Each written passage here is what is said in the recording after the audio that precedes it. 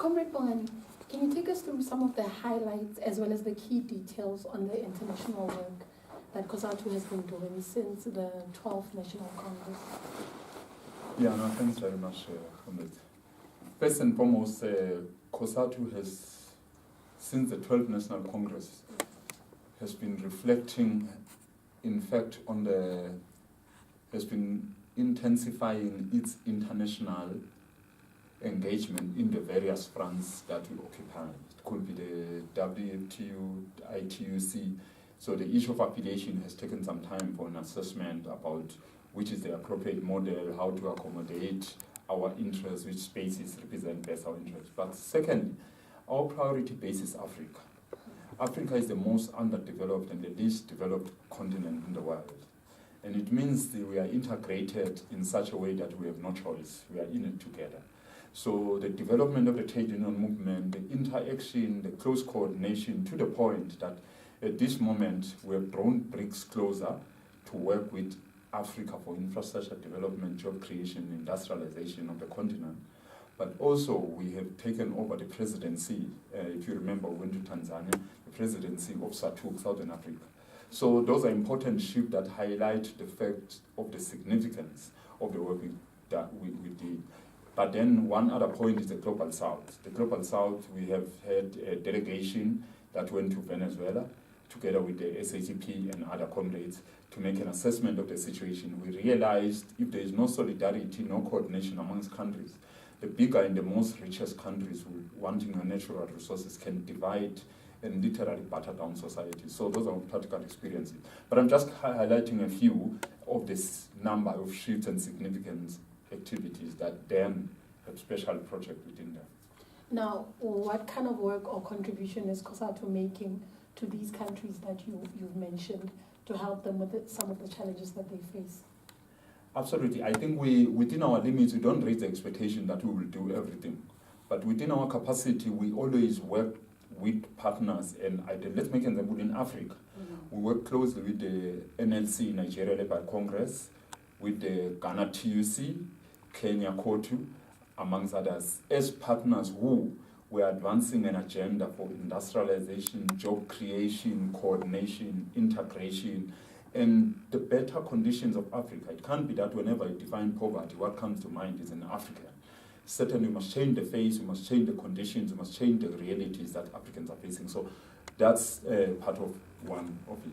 The second one is that in many other countries like Cuba, Palestine, at the height of our struggle against apartheid, made extensive contribution. Very small economies, but they made tremendous contribution. So we have been consistent in raising the end of the blockade by the United States, in calling for the right of self-determination of Cuba. Because, by the way, Cuba is the one country where, when Fidel took over, life expectancy was 59 years. Today, it's 79. How else to measure the quality of life of people? That is an improvement. In Africa, African average of life expectancy is about 47%. South Africa is about 54. So you can see in Cuba you're expected to live up to 79 from 59. So few will want to highlight the dramatic gains that the Cuban Revolution has made. Those are the lessons that we are learning. It's a very small country, far smaller than South Africa, but we have to go to them to learn and to be able to get the experiences about doctors and all that. But anyway, that's just an example. The Palestinians are facing a very dramatic colonial, should I say, brutal apartheid state. Of course, they use all sorts of things, including the fact that sometimes they play into the fact that they want to use the religious question to divide the Cuban. The Christians of Jerusalem have said, no, we're Palestinians, but we're Christian. So it's nothing about religion, just like we were colonized by people who claim to use the Bible for their own end. So it's the same thing. It's a political question. It's about colonialism. It's about ending the occupation and having peace between Jews and non-Jews or Arabs, just like we have been able to make strides on this part between whites and non-whites. So it's the same strategy. So I think it's very important that some of those strategies are clarified and they are put into their context. And then the last one is Southern Africa, Zimbabwe and Swaziland. We've made very serious contribution to the role that for struggle for democracy in these countries by supporting the democratic forces, by supporting the efforts of the comrades to be able to challenge royal oppression in Zimbabwe for the democratic opening of a space. We have seen the elections. They don't represent the best of what we are looking for, but they have opened a bigger space than Zimbabwe had before. That's one thing. There is a shift, but we're still looking for more because the space must be free, full, and ultimate. It's different in Swaziland. In Swaziland, political parties are still not allowed to contest. In Zimbabwe, at least they were allowed to contest, but the space was limited.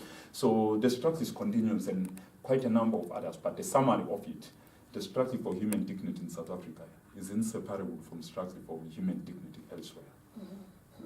Tell us about some of the work you do with the trade unions in Zimbabwe as well as Swaziland.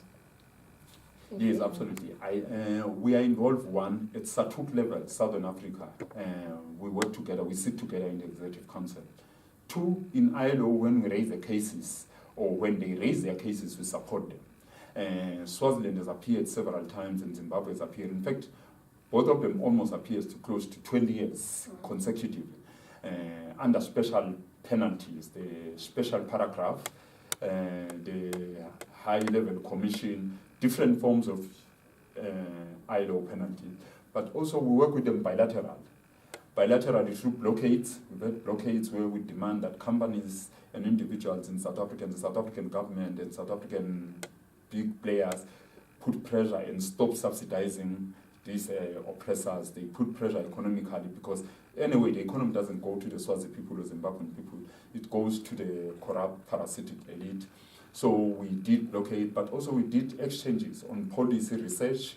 We did exchanges on gender training, youth, on organizing, and including material, practical material and financial support to each of the union and the democratic forces in those countries. Now, COSATU was involved, it played a role in the 2018 BRICS Trade Union Forum. Can you tell us about that as well as the outcome of that forum? Oh yeah, absolutely. We are proud that we're hosting the second BRICS. The first one we hosted in 2018, the BRICS Trade Union Forum. It was the only second one after the Russia one. So we are proud that we have been able to consolidate and make various strides and a big contribution. Given the size of the players we are waiting in BRICS, we are seen as small, but the significance of the role we play is unbelievable. So, but nevertheless, the presidency of South Africa, since we took over from Beijing, China last year in July, we have been able to run with it.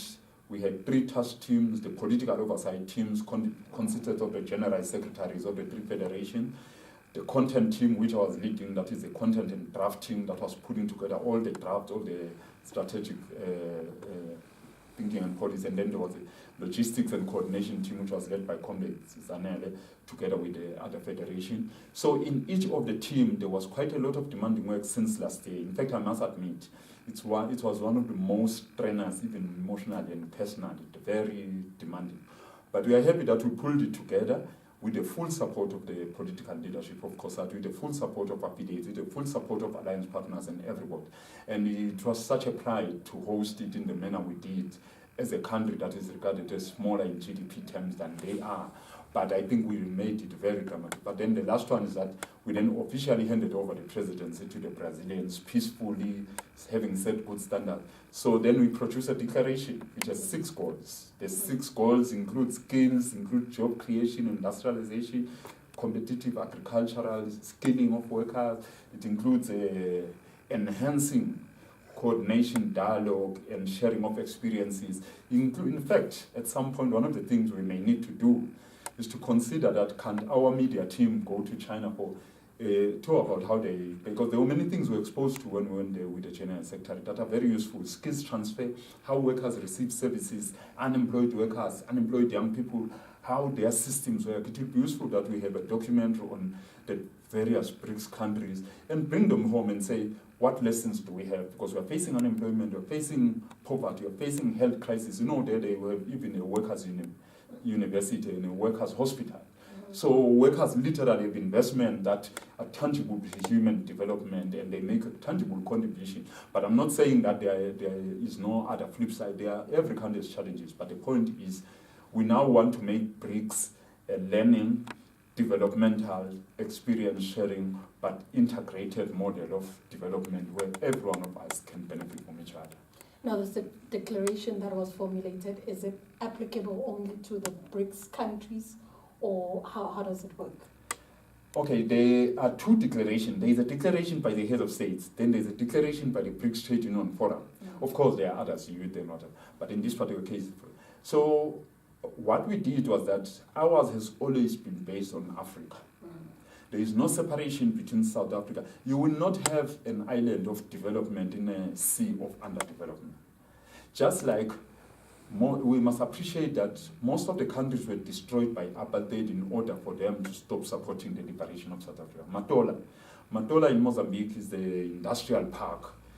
Mozambique was trying to develop an independent part. Apartheid destroyed everything because it wanted all the countries to be dependent on South Africa, so they did continue to whip them. So therefore, there is this responsibility by South Africa to be able to help those countries recover because it was in the sacrifice.